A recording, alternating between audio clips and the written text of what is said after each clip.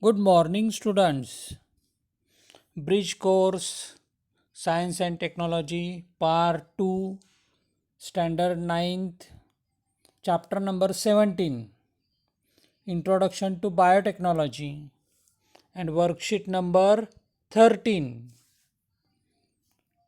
Introduction to Biotechnology. जैव तंत्रज्ञानाची ओळख. Tissue. A group of cells having the same origin, same structure, and same function is called tissue. Tissue, a group of cells, unicellular organisms like amoeba, and multicellular animals like cat, fish, etc. Millions of cells are present in the body of multicellular organisms. And these cells are divided into different groups, and each group performs a definite function. All functions of the body occur with full efficiency due to the specific organization of cells and their division of works. Types of tissues. Main two types, simple tissue and another complex tissue. Simple tissues made up of only one type of cells. For example, epithelial tissue of animals, meristematic tissue of plants, and complex tissues made up of more than one type of cells. For example, blood of animals, xylem, जलवाहिनी, and phloem, rasavahiनी of plants. Xylem conducts water and dissolves salts in water. Phloem conduct food material prepared by leaf. Animal tissue. Different tissues perform different functions in the organs. Accordingly, tissues are classified into different types. There are four main types.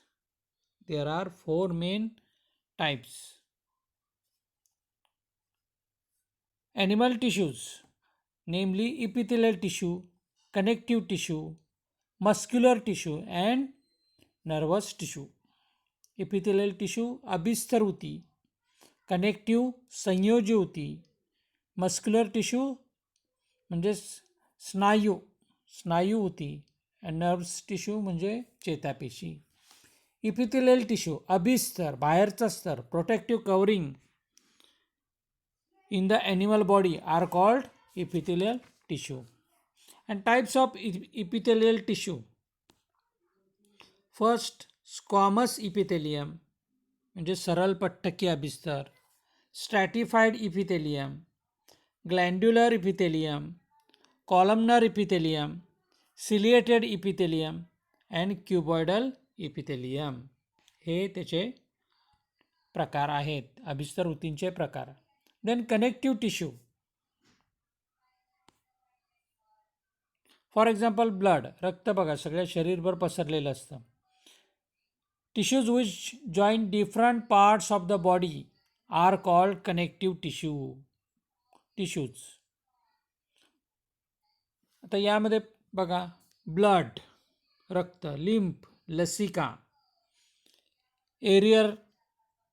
एरिओलर tissue, विरल ऊती, ॲडिपोज tissue, चरबीयुक्त, cartilage, कुर्चा, bones, हाडं, टेंडॉन्स and ligaments, स्नायू, रज्जू किंवा अस्थिबंध असे याचे प्रकार आहेत. Then next muscular tissue.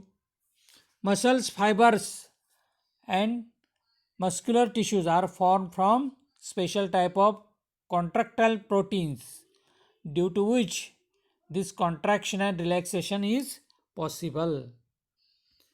It contains striated muscles, non-striated muscles, cardiac muscles.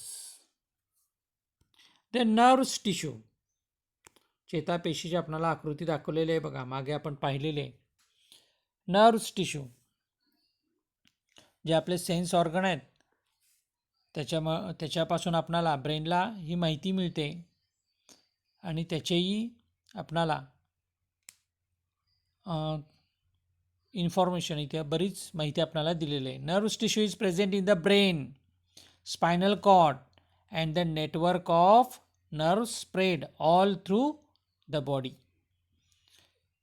In most animals, action in response to a stimulus occur due to integrated functions of nerve tissue and muscular tissue. Then plants tissue contain first meristematic tissue. Meristematic tissue. आता त्याचं location कुठं असतं, त्याचे functions दिलेले आहेत. Apical meristem, intercalary meristem and lateral meristem. Then permanent tissue. After their growth is complete and new cells form by division of meristematic tissue lose their ability to divide and start to perform a specific function of specific place is called permanent tissue. Simple permanent tissue सरळ स्थायी ऊती, यामध्ये epidermis पृष्ठभागीय ऊती. Types of simple permanent tissue. It contain parenchyma म्हणजे मूल ऊती, कोलेनकायमा स्थूल ऊती आणि स्क्लेरेनकायमा. पॅरेनकायमा बघा स्पेलिंग कसं आहे, PARENCHYMA पॅरेनकायमा. Then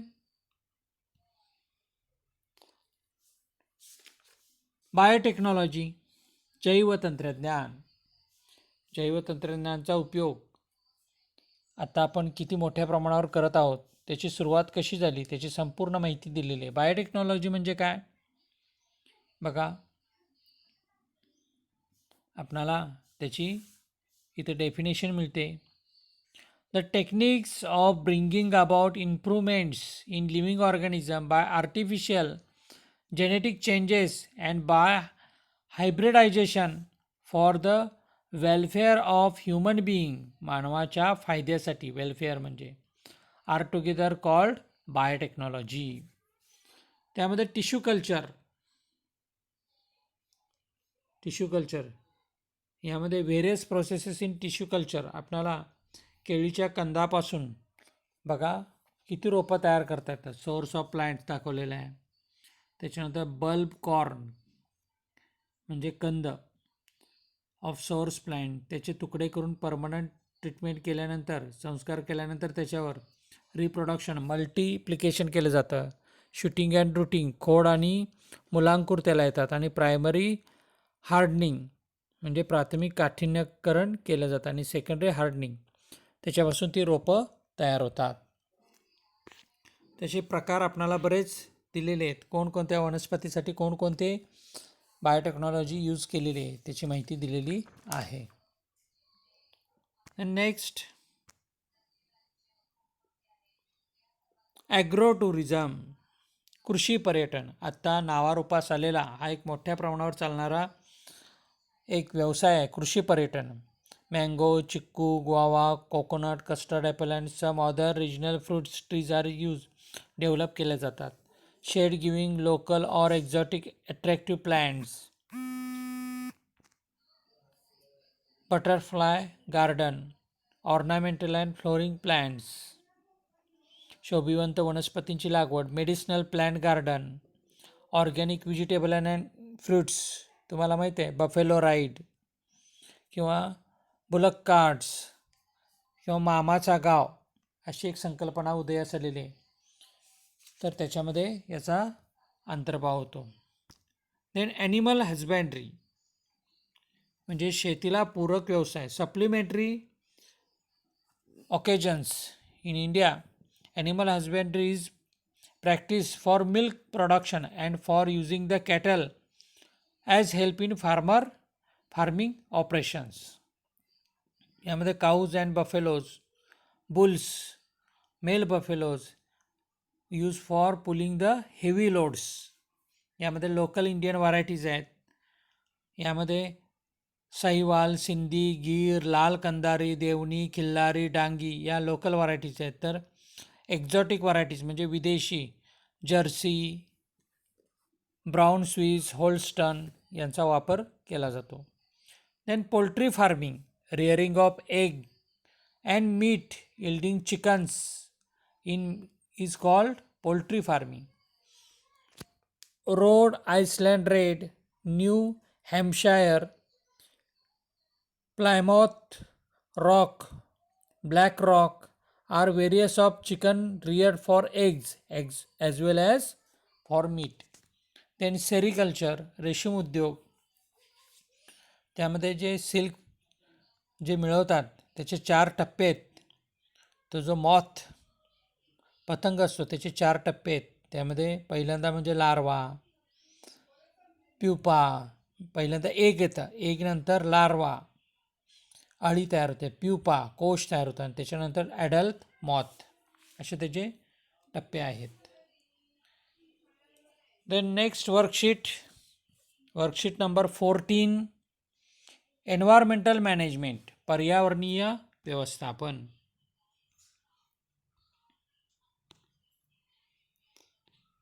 it contain weather, atmospheric conditions at a specific time at a particular place are referred to as weather. Weather म्हणजे हवामान. हवामान हे कशावर अवलंबून असतं? Temperature, atmospheric pressure, sunlight, clouds म्हणजे ढग, ह्युमिडिटी आर्द्रता, रेनफॉल पर्जन्य, पाऊस, विजिबिलिटी दृश्यमानता. Climate is a long term predominant condition of the atmosphere. Predominant म्हणजे दीर्घकालीन. चेंजेस इन वेदर, हवामानात कसे बदल होतात हे आता आपणाला माहिती आहे. आता श्रावण आल्यामुळं बघा, श्रावण आला म्हणून नव्हे तर वातावरणात कसा बदल झाला. पाऊस थोडा थोडा कमी होत चालला, जुलैमध्ये भरपूर पाऊस पडला. वातावरणात कसे बदल होतात हे या पाठामध्ये आपणाला माहिती मिळते.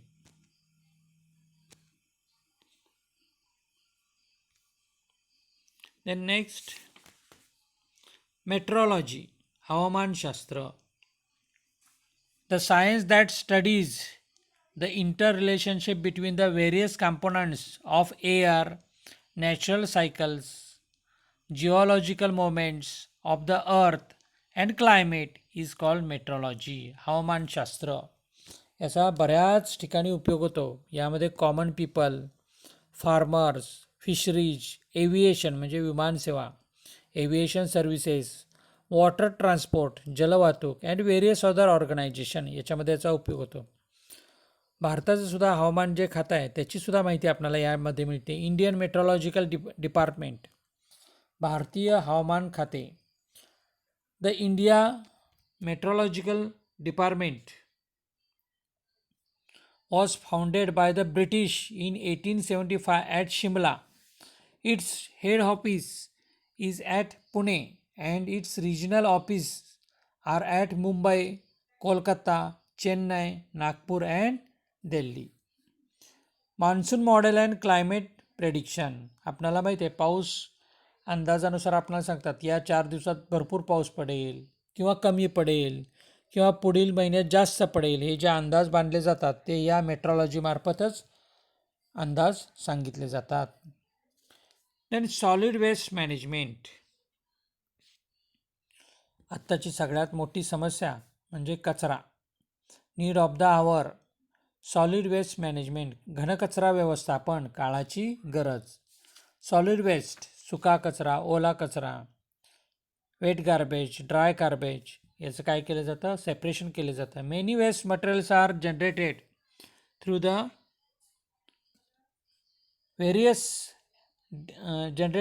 Various daily human activities and this is called solid waste.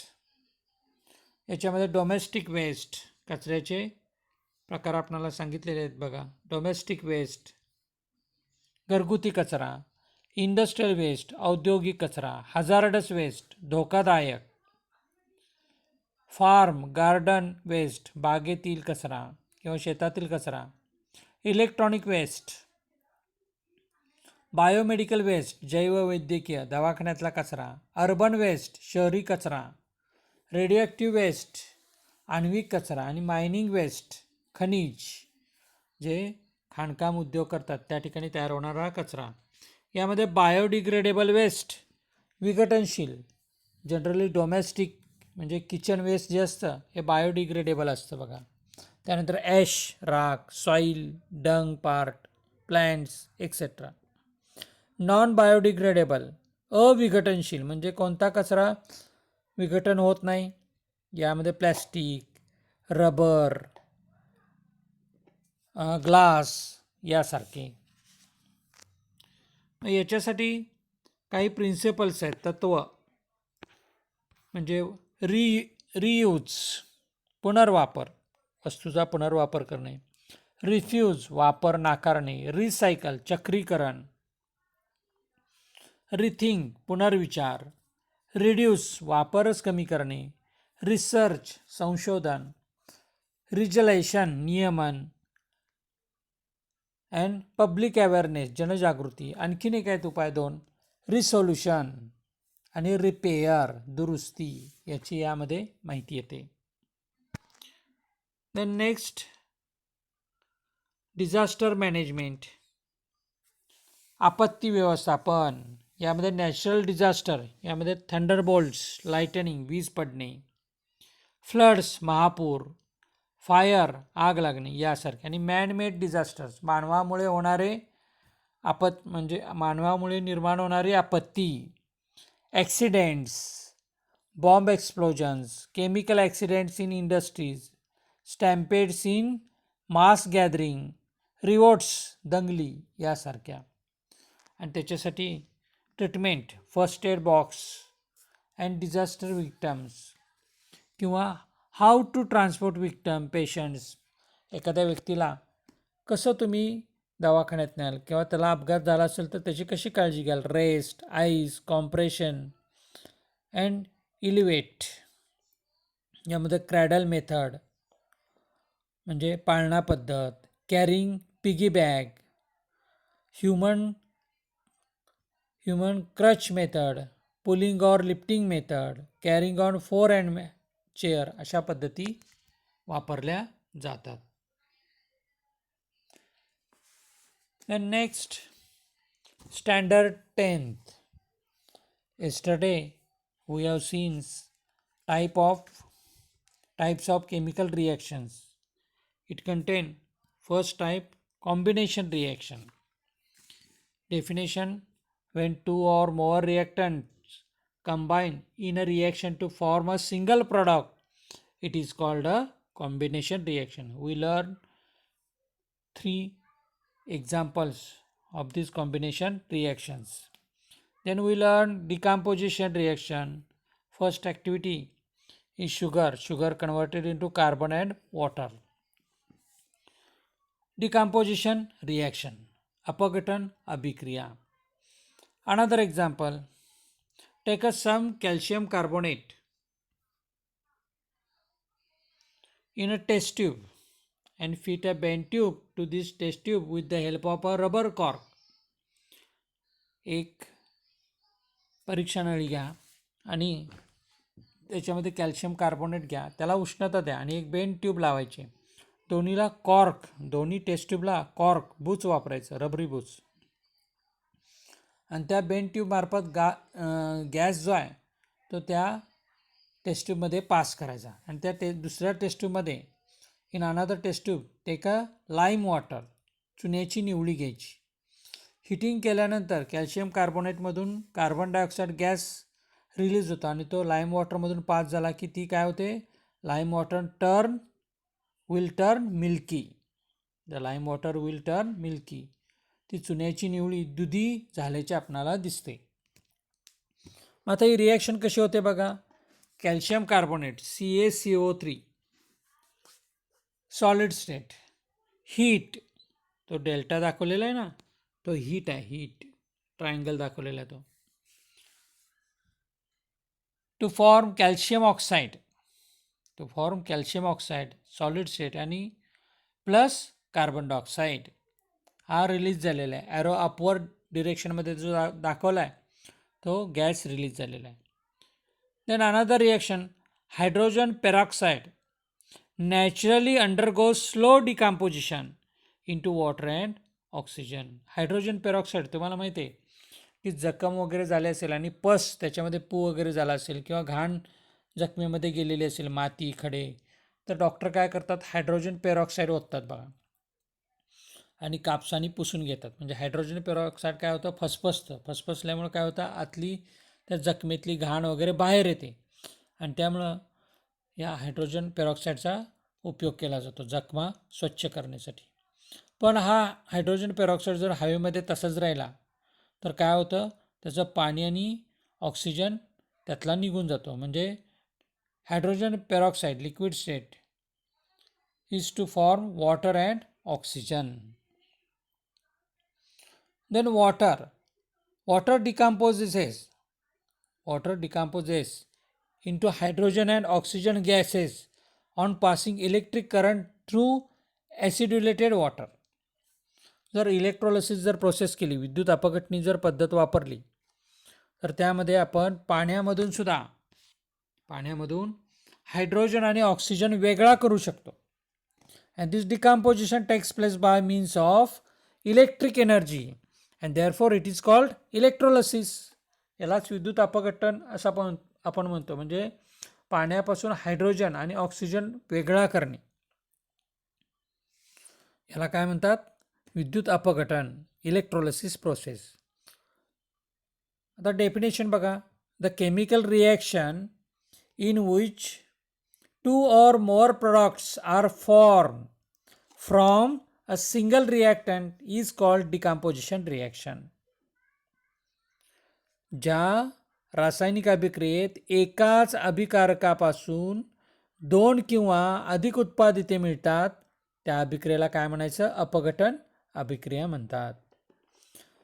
Another example, many degradation processes takes place in the nature surrounding us. It contains first organic waste is decomposed by microorganisms and as a result manure and biogas are formed. आपल्याला माहिती आहे सेंद्रिय जो कचरा असतो, organic म्हणजे वनस्पती आणि प्राण्यांच्या पासून जो तयार झालेला कचरा आहे, हा सेंद्रिय कचरा. त्याचं विघटन सूक्ष्मजीवामार्फत जे होतं त्यामध्ये जैववायू निर्माण होतो आणि खत निर्माण होतं. ही सुद्धा रिॲक्शन कोणती आहे, डिकम्पोजिशनच रिॲक्शन आहे.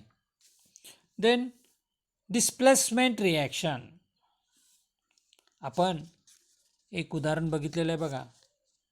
We saw in the beginning of the chapter that adding zinc dust to blue colour copper sulphate. आपण जस्ताची पूड ही कॉपर सल्फेट सोल्युशनमध्ये मिक्स केली तर काय तयार होतं बघा, काय तयार होतं तर झिंक सल्फेट. कॉपर सल्फेटचं कॉपर रिप्लेस केला जातो आणि झिंक सल्फेट तयार होतं. Zinc sulphate is form and heat is generated. Means Zn2 plus ions फॉर्म होतात आणि ते कॉपरला काय करतात, रिप्लेस करतात आणि त्या ठिकाणी काय होतं, झिंक ॲड होतो. It means that zinc displaces copper from copper sulphate. आता डेफिनेशन कशी सांगता येईल आपणाला बघा. The reaction in which the place of the ions of a less reactive element in a compound, बघा definition, the reaction in which the place of the ion of a less reactive element in a compound is taken by another more reactive element by a formation of its own ions is called displacement reaction, विस्थापन अभिक्रिया. Highly reactive replaces low reactive ions or element. जास्त अभिक्रियाशील हा कमी अभिक्रियाशील आयनला काढतो किंवा मूलद्रव्याला काढतो आणि स्वतः ती जागा घेतो. फॉर एक्झाम्पल CuSO4 तुम्ही पुस्तकामध्ये पेन्सिलने लिहून ठेवा. CuSO4 copper sulphate react with ferrous to form ferrous sulfate FeSO4 plus Cu and plus heat. Ferrous सल्फेटची स्टेट लिहा ॲक्वियस. कोणती स्टेट येणार? ॲक्वियस. आणि कॉपरची solid. Another reaction copper sulphate CuSO4 aqueous plus Pb lead. Pb म्हणजे lead शिसा solid state to form PbSO4 PbSO4 aqueous lead sulfate plus copper Cu solid state and plus heat. त्या दोन्ही reaction लिहून ठेवा. उद्याच्या तासाला आपण डबल डिस्प्लेसमेंट रिॲक्शन बघूया. आणि उद्या शेवटची वर्कशीट 15वी इन्फॉर्मेशन टेक्नॉलॉजी त्याची आहे. म्हणजे आपले वर्कशीट सगळ्या पूर्ण होत आहेत उद्या. So question for you, exercise.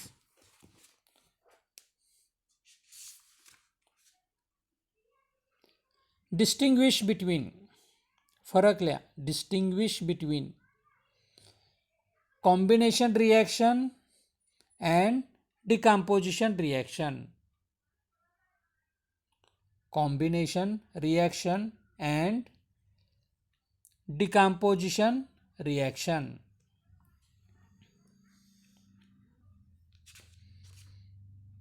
And another question, what is meant by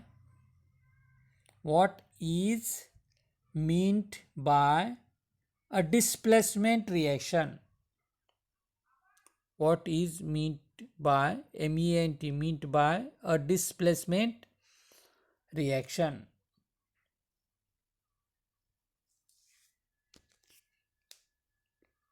Thank you.